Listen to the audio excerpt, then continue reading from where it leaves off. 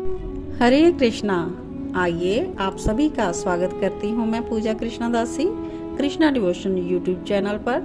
हम सभी श्री कृष्ण की कथा श्रवण कर रहे हैं और आज हम श्रवण करेंगे भाग 206 और इसमें हम श्रवण करेंगे ब्रजरानी का विचित्र उन्माद।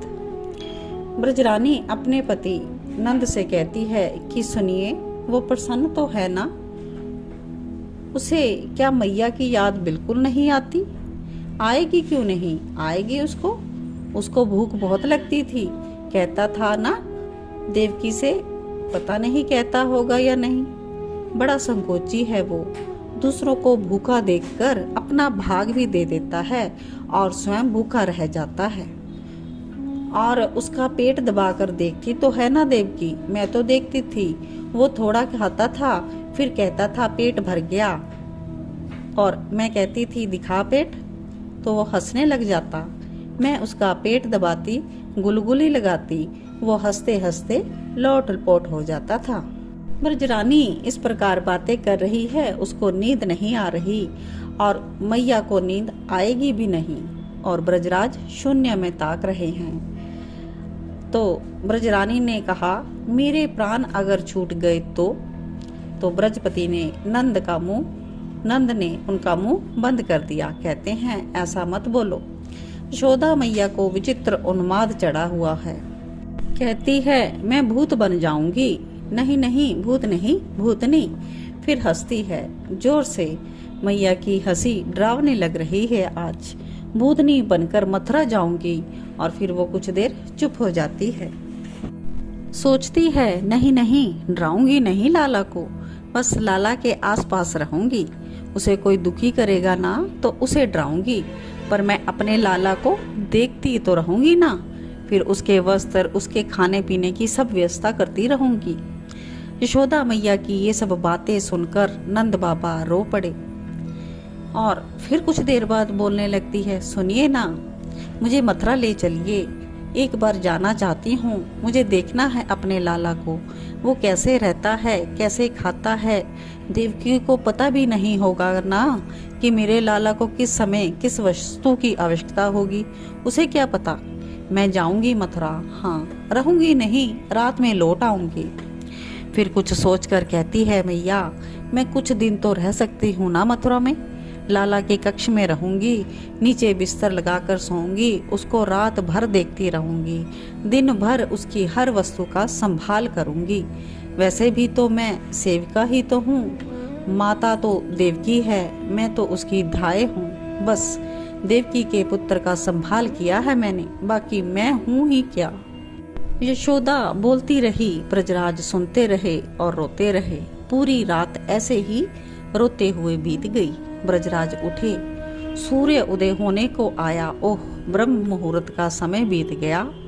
यशोदा, मैं यमुना स्नान करके आता हूँ। ये कहकर नंद बाबा यमुना स्नान करने के लिए गए। और इधर दूसरा सीन है, यशोदा बाहर ही बैठती है आजकल और उनकी दृष्टि मथुरा के मार्ग में रहती है और वहां पर देख रही है कोई रथ आ रहा है, स्वर्ण का रथ, और वही रथ है जिसको लेकर अक्रूर आया था। यह देख 2-4 बूढ़ी गोपियां आ जाती हैं और इन सब की वही कन्हैया की बात करने के लिए, और है ही क्या। रथ को देखते ही महल की ओर दौड़ी यशोदा मैया।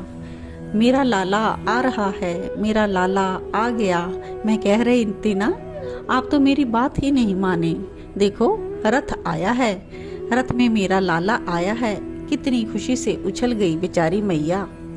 ब्रजराज भी बाहर आए, रथ देखा।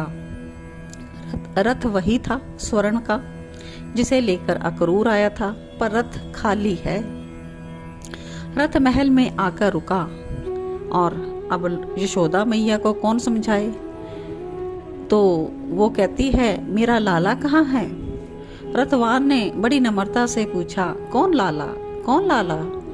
मैया ने रथवान के प्रश्न का कोई उत्तर नहीं दिया और रथ को आगे पीछे सब ओर से देखने लगी। ब्रजराज ने पूछा, कौन हो, क्यों आए हो? तो रथवान ने कहा, महाराज वसुदेव जी ने भेजा है मुझे। पर क्यों? ब्रजराज ने पूछा। रोहिणी महारानी को बुलवाया है, उनको लेने के लिए आया हूं मैं। ओहो, यशोदा ने जैसे ही सुना तो कहती है, अब रोहिणी भी चली जाएगी? वो भागी महल के भीतर। रोहिणी, तुझे लेने के लिए भैया वसुदेव ने रथ भेजा है।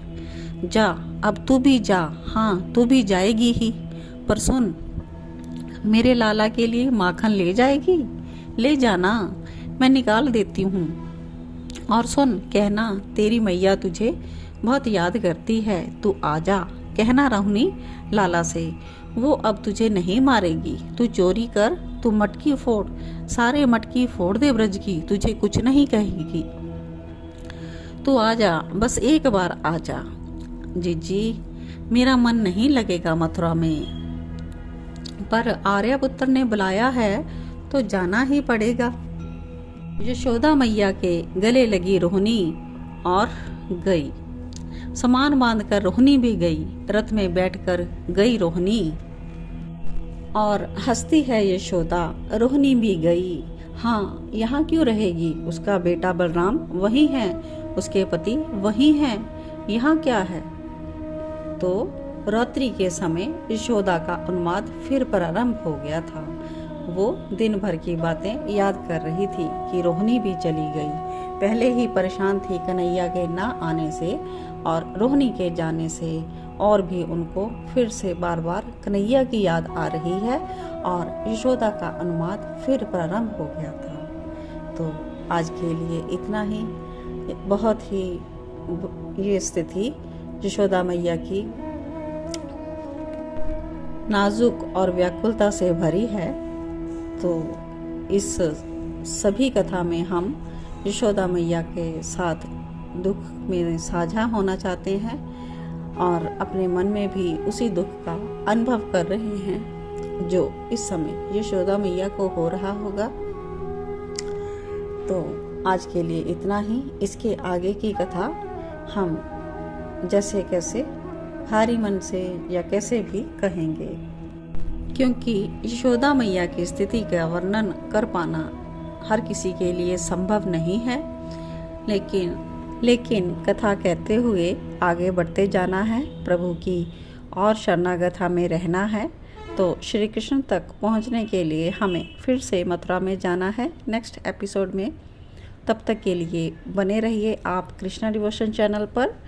आप सभी को जय श्री कृष्णा और जय श्री राधे। यशोदा मैया की जय हो।